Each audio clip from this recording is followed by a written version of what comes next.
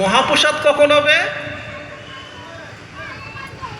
জগন্নাথ স্বামী নয়ন পথগামী ভবতু মে।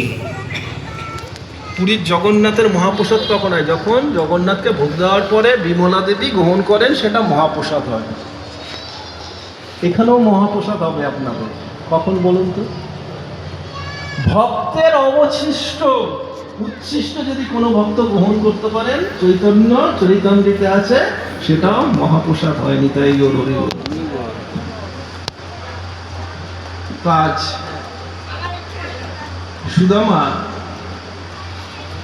কি করছেন না, তিনি কোন রকমে দিলেন, থলিটা জোর করেই কেড়ে নিলেন।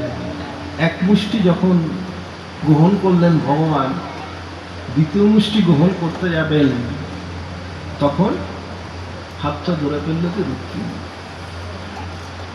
যে সবই যদি দাও তাহলে আমাদের কি থাকবে? নিতাই হরি। কারণ